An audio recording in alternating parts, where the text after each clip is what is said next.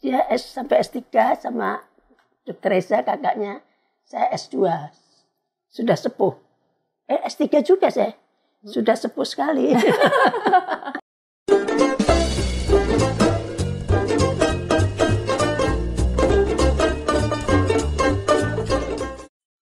Hai Der, jumpa lagi dalam acara Hai Der, Hayandra Think, Educate, Research, and Enlighten. Kali ini edisi yang super spesial. Saya nggak bilang edisi spesial, tapi edisi yang super spesial. Karena nggak disangka-sangka ya, Ma. Hari ini kan tanggal 16 ya, 16 September 2020. Nah, memang acara Instagram Live kami selalu diletakkan di hari Rabu. Secara nggak sengaja, 11 tahun yang lalu, tepat pada tanggal yang sama, Mama kelihatan nggak? Iya. Ini akta Yayasan Hayandra Peduli ya, dan Yayasan Hayandra Peduli dibentuk, akta notarisnya keluar pada tanggal 16 September 11 tahun yang lalu. Kebetulan sekali, jadi ini adalah hari ulang tahun dari Yayasan Hayandra Peduli, dan kami harus berterima kasih nih kepada, saya sih nyebutnya Tante Tutung ya, Ibu Sri Mahanani. Guntur Sri Mahanani. Ibu Guntur Sri Mahanani, SH. Ya. Teman dari ibu saya, Dari kecil. teman kecil yang sudah mensahkan akta notaris ini. Jadi saya Dr. Karina telah hadir bersama saya Dr. Ratna Purwoko SPKK, spesialis kulit, yang kalau di rumah sih saya manggilnya Mama. Ya, 11 tahun yang lalu kami bersama-sama mendirikan Yayasan Hayandra Peduli yang kemudian berkembang membangun juga klinik Hayandra dan Hayandra Lab. Dan di episode yang kelima kemarin, kami sudah menayangkan tentang Hayandra Lab secara khusus ya, jadi bisa dilihat di episode yang lalu. Nah, episode kali ini berjudul Ajari Anak Berbuat Baik Tanpa Menunggu. Menunggu apa? Menunggu bapaknya pulang. Lah, Mas kalau misalnya bapaknya kayak lagu Bang Toyib yang nggak pernah pulang, gimana nih kapan berbuat baiknya ya? Nah, kalau yang lagi trending saat ini sih menunggu pandemi selesai. Ya kita juga nggak tahu ya, Mas, pandemi selesainya kapan. Semoga pandemi COVID-19 ini cepat selesai. Amin, amin ya robbal alamin. Ya, tapi karena kita juga nggak tahu pandemi ini selesainya kapan, jadi sebenarnya apa nih, nunggu apa sih untuk berbuat baik tuh? Kita harus jangan menunggu apa. Nanti jawabannya ada di akhir dari tayangan ini. Insya Allah akan terbuka semua dengan cerita kita pada hari ini ya, Mbak. Oke. Nah, flashback sedikit. Jadi ceritanya gini nih. Mama dulu, mungkin Mama lupa sih. Mama dulu waktu di SMP ya, udah mulai tuh hampir tiap hari kali ya diomongin, Dek, kalau kamu punya suami nanti bisa kerja dengan baik, bisa mendapat penghasilan yang cukup, kamu jangan lupa kerja sosial. Hampir tiap hari diomongin kayak gitu, pacar aja belum punya. Jadi boro-boro SMP ya? Masih SMP waktu itu, Mas. Pacarnya belum punya, terus disuruh kalau kawin nanti, itu kan kayak aneh banget gitu kan. Si Mama nih ngomong apa sih? Nah, kenapa sih? Jadi pin tahu deh, kenapa sih dulu Mama suka ngomong gitu? Memang barangkali ya, sejak kecil Mama itu selalu melihat Eyang, ibunya Mama itu, selalu menyekolahkan asisten rumah tangga di rumah. Terutama yang laki-laki. Sampai akhirnya ketemu sampai sekarang. Gitu. Eyang suka. Begitu ya? Suka. Sampai ada yang jadi kepala sekolah. Ada yang kerja di bank. Sampai sekarang sering ketemu dengan keluarganya besar. Ya, jadi banyak sama keluarga Ismangun di Lampung dulu ya. Kemudian juga Mama kan 10 tahun kerja di puskesmas. Sebelum jadi spesialis 10 tahun menghadapi masyarakat yang ya itulah ya keadaannya. Puskesmasnya di mana dulu? Puskesmasnya di Bekasi, di mana itu Lenteng Agung, tapi belum ada jalannya. Iya, belum kayak sekarang ya. Itu di puskesmas kan kita melihat ya keadaannya begitu ya. Tapi sekarang jauh berbeda. Ya, tapi zaman dulu itu kan berarti berapa puluh tahun yang lalu kan, Maya? Sekarang ini puskesmas bagus, jalanan bagus. Jadi ya banyak kemajuan lah. Tapi kan tetap di pelosok-pelosok kan kita juga nggak begitu. Kita harus tetap menolong lah, membantu. Ya. Oh, itu yang menyebabkan Mama selalu ngingetin saya tuh. Ya, jangan lupa kerja sosial dalam arti menolong orang. Ya, jadi luar biasa karena ya memang sih ya, dokter spesialis juga kan kalau dibandingkan dengan dokter umum kali ya layanannya juga lebih mahal kan, Ma. Ya buat orang, masih banyak orang di Indonesia ini sulit untuk pergi ke bahkan dokter umum, apalagi dokter spesialis seperti kami berdua. Apalagi tindakan. Ya, apalagi tindakan ya, apalagi tindakan operasi ya. Wah, itu kan dikategorikan mahal sekali walaupun sekarang ada BPJS, tapi tetap aja kan ya masih dokternya juga belum rata. Tidak semuanya di cover. Kan? Ya, tidak semua juga di cover. Ya, jadi Mama ini secara nggak sengaja selalu menanamkan ke saya tuh jiwa sosial gitu. Jadi singkat cerita ya, saya akhirnya berkat keinginan Mama juga sih, saya kuliah di kedokteran waktu itu lalu lanjut di spesialis bedah plastik, walaupun sedikit berbeda dengan Mama yang dokter kulit. Saya ambil bedah plastik dan Mama itu terus-menerus memberikan nasihat yang sama gitu. Gak pernah berubah. Saya juga bingung gitu kalau sampai sekarang dipikir-pikir itu kayak hipnosis tuh, Ma. Kalau dibilangnya di psikologi tuh itu hipnosis. Jadi apa yang Mama bilang terus-menerus itu nancep gitu ke subconscious mind. Jadi secara nggak sadar itulah yang menjadi visi misi saya sebagai anaknya Mama yang terus-menerus dibilang hal yang sama. Nah, singkat cerita dulu belum 1 tahun dia lulus bedah plastik, terus sudah mulai banyak yang minta tolong untuk bakti sosial Sumbing. Waktu itu yang pertama tuh RCTI. Ya. Tapi waktu itu kita masih belum punya yayasan ya, Mas, sampai pada suatu hari Mama juga nih, Dokter Ratna juga yang mengingatkan ke saya untuk Dek coba bikin yayasan. Waktu itu alasan Mama supaya uang donatur itu bisa dipertanggungjawabkan. Dan terjadilah ini ya. Dan yayasan ini kami beri nama Yayasan Hayandra Peduli. Hayandra sendiri adalah singkatan dari cucu-cucu Dokter Ratna, 3 orang yang merupakan anak-anak saya, Hanif, Yan, dan Nandra.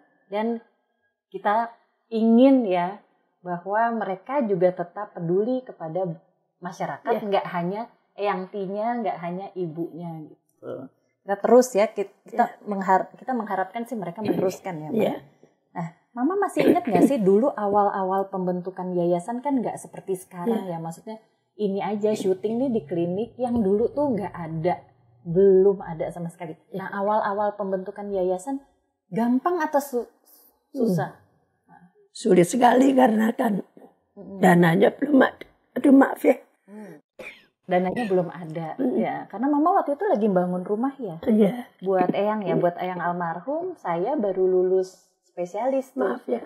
Ya, jadi benar-benar sebenarnya nggak bisa dibilang bahwa kami menunggu ya bahwa uang itu cukup dulu. Mama sih nggak peduli waktu itu ya dalam kondisi apa. Mama lagi bikin rumah buat almarhumah Eyang, saya baru lulus.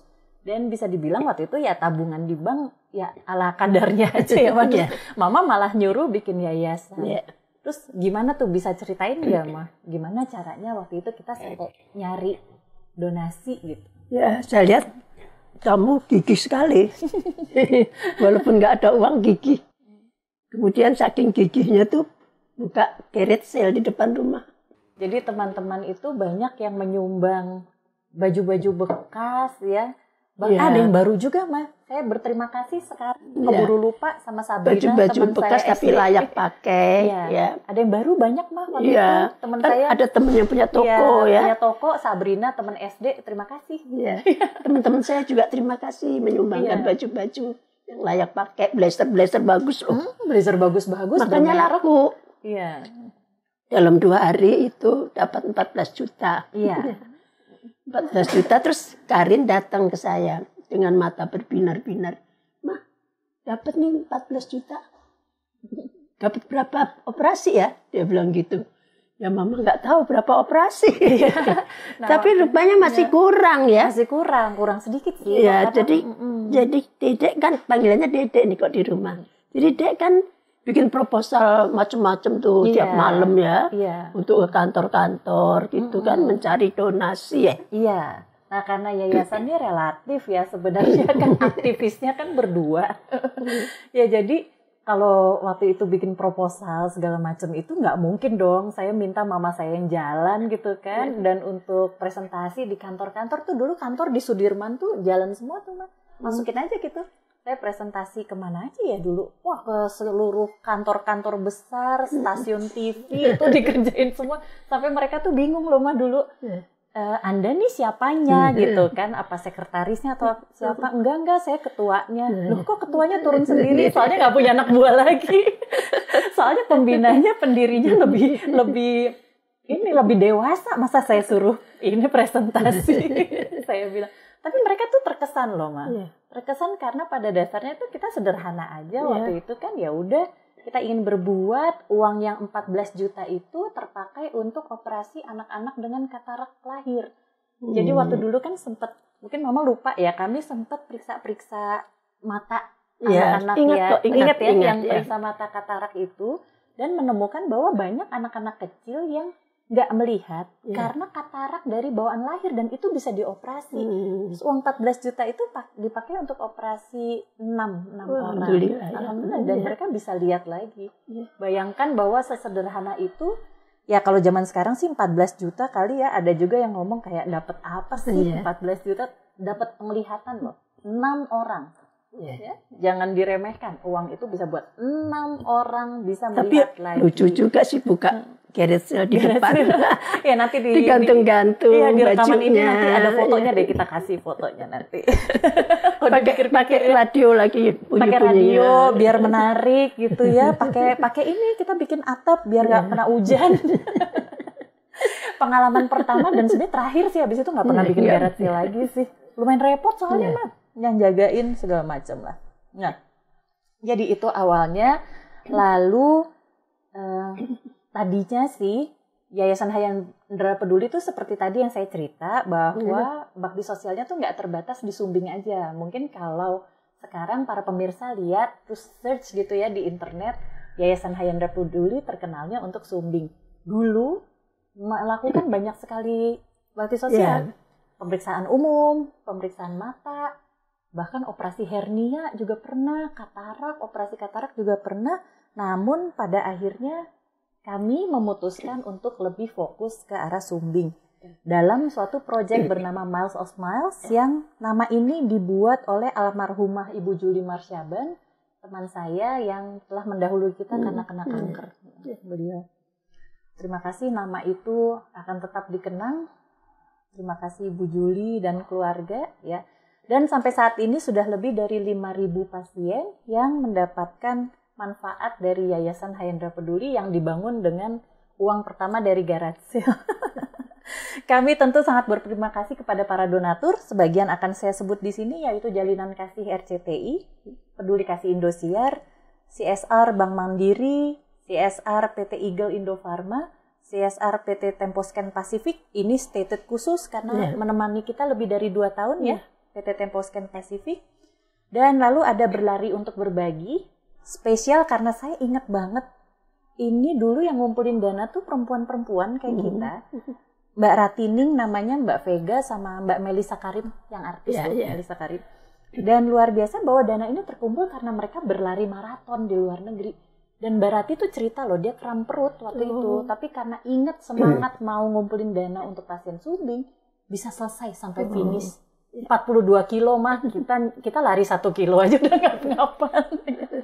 Ya jadi bahkan saking banyaknya uang donasinya bisa dipakai untuk baksos di 3 kota, Jakarta, Gorontalo, dan kalau nggak salah Kupang. Satu lagi tuh di Kupang ya. Kupang. Ya.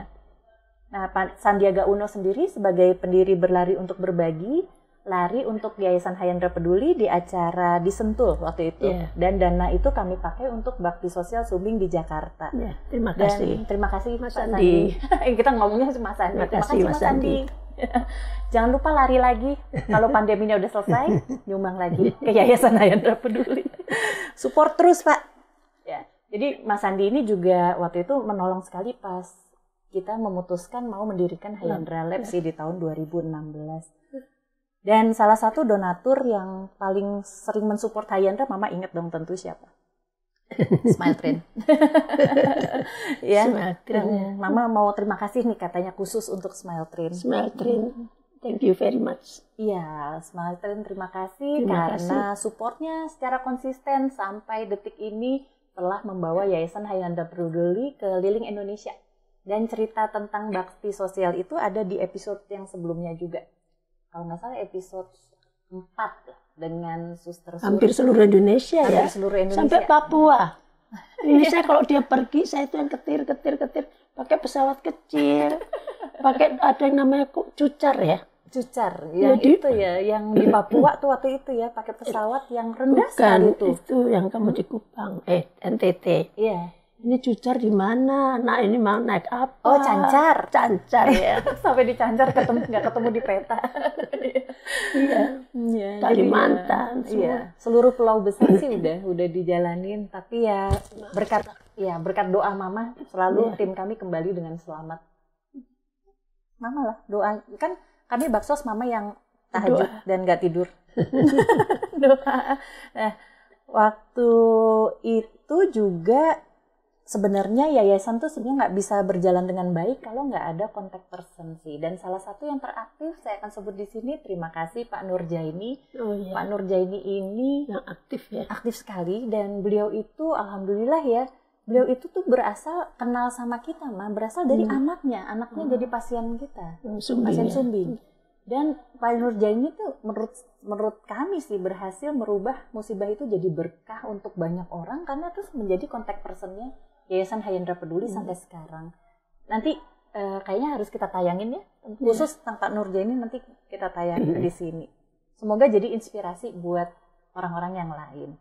Nah, udah gitu saya mau flashback lagi nih.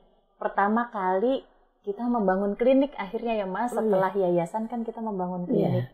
Ingat nggak Mama, saking bersyukurnya waktu itu klinik bisa jadi ya. Belum sebagus ini sih. Dulu sederhana banget, uangnya juga terbatas. Terus kita kirim bus ya Ma ke Lampung. Dua bus ya untuk diisi dengan pasien sumbing dan keluarganya. Kita angkut ke Jakarta untuk dengan operasi. Keluarganya penuh di sini. Penuh.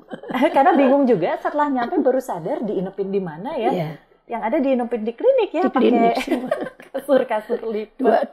Dua bis, iya. Dan itu tuh pas bulan Ramadan sih, alhamdulillah. Ya, jadi itu merupakan awal yang baik sih, Mah. Dia rasa awal yang baik bahwa kita berbuat baik di bulan baik dan tentu dengan niat yang kita jaga selama ini selalu supaya baik terus. Nah, untuk perjalanan klinik sendiri sepertinya kita utang budi nih sama Pak Basuki Cahayapurnama atau nama lamanya masih dipakai nggak ya Pak Ahok? Jangan. Pak Basuki yang Pak BTP. Pak BTP yang waktu itu mengundang kami ke Balai Kota untuk presentasi tentang Yayasan Hyandra Peduli. Beliau dengar tentang kita dari teman dan beliau ngelihat hasil operasinya Hyandra Peduli dan beliau bilang sangat terkesan dan beliau panggil karena waktu itu tahu pemerintah rupanya mau mengubah aturan soal zonasi dan beliau paham, kita kayaknya udah dicek deh beliau paham bahwa kita tuh diriin tuh di tanah yang berzonasi rumah. Jadi waktu beliau manggil sebenarnya secara khusus beliau bilang dirubah aja zonasinya, permohonan ke gubernur dan pasti di ACC dan nggak lama kok, nggak sampai 2 bulan sebenarnya zonasinya udah dirubah dan itu sebenarnya membuat kita sekarang izinnya tuh lancar aja sampai sekarang. Terima kasih Pak. Terima kasih Pak BTP. Terima kasih. Jadi kami utang budi sebenarnya sama banyak sekali orang ya Mah. Kalau orang bilang mereka berterima kasih pada kita kayaknya Mah ini listnya masih panjang nih untuk terima kasih nih. Nah, Mama ini luar biasa sebenarnya. Mama ini nasionalismenya tinggi. Bisa dilihat nggak kostum kami hari ini tuh batik. Bisa cerita nggak Mah? Kenapa Mama suka batik sedikit intermezzo? Mama suka pakaian nasional. Ya, terus kain-kain nasional. Iya.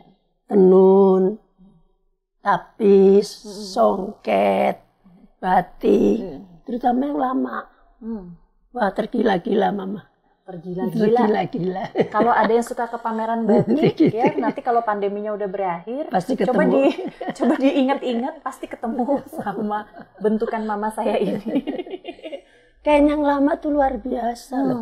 Tenun kain itu bikinnya tuh lebih halus dan lebih bagus deh, lebih teliti gitu. Terus dia bolak-balik. Iya, dan kainnya lebar ya. Kainnya panjang. Kainnya panjang kok zaman dulu. Dia kok yang sekarang kan sebelah. Sebelahnya kalau yang kurang dulu bagus bolak-balik. Ya. Kalau yang zaman dulu tuh bolak-balik digambar. Dan sebenarnya nasionalisme semacam ini sih sepertinya yang menggerakkan Mama untuk juga menolong banyak sekali orang di luar Yayasan Hayandra Peduli. Mama juga bikin baksos ya, lain. Ya, ini juga tadi itu pengrajin, kita kan juga mempertimbangkan pengrajin kita ya. Yang baksos itu tuh mah apa tuh? Bersih-bersih. BBT namanya. Iya. Saya bilang babat. Saya waktu pertama dengar BBT itu apa? Ternyata bersih-bersih telinga. Itu ketuanya, Ketua Komnas PGPKT, Dr. Damayanti, THT, teman-teman satu Altus. Nah, ini dengan teman-teman Altus angkatan 71, kami sering mengadakan baksos ke Lampung. Kenapa? Karena Mama udah punya markas di Lampung. Jadi mendirikan markas. Jadi nggak perlu sewa hotel dan lain-lain kan? Nah, BBT itu apa sih? Ternyata ya, telinganya anak-anak itu, orang tua juga, itu tersumbatnya tuh sampai besar-besar loh. Terutama anak kelas 1 sampai kelas 4. Orang dewasa juga gitu. Tersumbat, jadi 80% kotor, 40%-nya tersumbat total. Jadi ini baksos yang lumayan ringan, berguna sekali, dan peralatannya bisa dibawa kemana-mana, bisa dikerjakan di kelas. Itu luar biasa. Bisa 1000 sekali kita bersihkan. Setiap baksos 1000 orang. Saya yang gantian panik karena tidak di bawah Yayasan Hayandra Peduli ya. Mama pergi sendiri dengan teman-temannya terus bilang bahwa pasiennya 1000. Terus saya kayak, Mama ngapain sih pasien 1000? Kayak apa? Ya mungkin saya selalu membayangkan konotasinya dengan operasi sumbing. Kalau 1000 itu kan nggak mungkin banget. Jadi terima kasih Komda PPT Lampung. Terima kasih teman-teman Altus yang selalu membantu, menyemangati. Kita jangan mundur, terus maju. Setuju. Dan Mama ini umurnya sudah di atas, disebut aja ya, di atas 70 tahun 74 lah Bapak. Ya udah. Insya Allah bulan depan berulang tahun ke-74 dan pernah mengalami kanker. Mama merupakan survivor kanker ya. Dr. Ratna merupakan survivor kanker yang sampai detik ini juga masih nggak lupa untuk berbuat baik dan menjadi contoh bagi kami anak-anaknya dan tentu bagi cucu-cucu di rumah. Jadi luar biasa sekali karena menurut saya sih itulah kita itu akan mempelajari sesuatu itu dari contoh. Ya, kalau contoh kita berbuat baik tanpa kenal bahwa harus ngumpulin uang dulu, harus cukup dulu uangnya, atau misalnya harus pas dulu deh, pas lagi santai, kan nggak mungkin ya Maya, kita santai itu kapan gitu kalau dipikir-pikir ya. Tapi Mama yang selalu mendorong dan mencontohkan bahwa berbuat itu nggak perlu tunggu apa-apa, ya. Tidak perlu tunggu ada uang banyak. Iya, karena uang banyak juga kan relatif ya. Nanti begitu uangnya banyak, kita pikir nggak cukup nih kayaknya. Tidak perlu menunggu waktu yang tepat, karena waktu yang tepat juga kapan ya Maya? Waktu yang tepat itu kan pada dasarnya tidak pernah ada. Jadi itulah yang secara nggak sadar sebenarnya waktu Dr. Ratna saya ajak untuk membicarakan soal mencontohkan tanpa menunggu. Dr. Ratna sendiri ngomong loh ke saya bahwa kapan sih Mama ngajarin kamu sebenarnya itu. Dan mengajar itu tidak perlu secara langsung.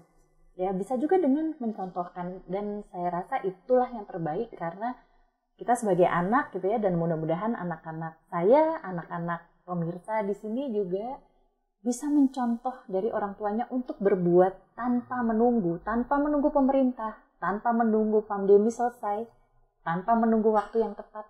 Tidak perlu itu semua. Yang penting niat baik ya, Mas. Niat baik dan usaha. Baik, jadi ini kayaknya nggak ada yang nanya nih. Ya, apakah aman-aman saja? Terus Mama mau cerita apa lagi? Ini udah selesai loh. Oh gitu, berapa menit lagi? Masih ada waktu? Ya. Mama mau cerita apa? Udah selesai? Ada pesan-pesan misalnya? Pesan-pesan ya, selama kita masih kuat, kita jalankan terus bakti sosial kita. Ya. Terus kemudian saya mau pesan juga, sudah terakhir belum? Ya, boleh. Bebas masih ada. Masih ada waktu. Ya. Ya, saya bersyukur kedua anak saya, anak-anak yang gigih diterjang badai, diterjang macam-macam ya. Bulu matanya nggak rontok diterjang badai. Ya, hebat. Saya juga, kalau saya sendiri nggak kuat seperti anak-anak ini. Kedua-duanya alhamdulillah bisa S3. Dan pastinya yang terutama kami terima kasih kepada guru-guru. Maaf nih suara saya harus serak. Guru-guru dari SD, guru-guru kami, SMA, FK, SMP, SMA, TK. TK. Mama nggak TK, saya TK. Terima kasih guru TK saya. Terus kebetulan kami bertiga di FKUI. Terima kasih guru-guru dari FKUI. Dia sampai S3 sama Dr. Reza kakaknya. Saya S2. Sudah sepuh. S3 juga saya. Sudah sepuh sekali. Tapi masih semangat. Masih semangat. Sudah sepuh sekali, tapi tetap masih semangat. S3 TTS mah. Apa tuh? Sudah sepuh sekali, tapi tetap semangat. Iya, jadi aduh serak ya. Iya, senang sekali karena ini acara yang super spesial bagi kami juga. Dan kalau pemirsa ada yang ketinggalan tayangan ini, bisa melihat rekamannya di Instagram kami di klinik_Hayandra dan bisa menanyakan sesuatu. Misalnya kalau keinget ingin menanyakan sesuatu, silakan tuliskan pesan Anda di situ. Dan tayangan ini akan menjadi rekaman kami di YouTube Hayandra Channel minggu depan. Jangan lupa untuk dilihat dan diberi masukan. Ya. Apa saja kira-kira topik apa sih yang ingin dibahas oleh kami. Jangan lupa like and subscribe. Kita udah sampai di penghujung acara. Yeah. Jadi sekali lagi kami ucapkan selamat ulang tahun bagi Yayasan Hayandra Peduli yang ke-11. Insya Allah kita semua tetap bersemangat untuk membantu seluruh masyarakat Indonesia. Semangat! Jangan kaget, Ma. Bye there! Kaget. Yeay!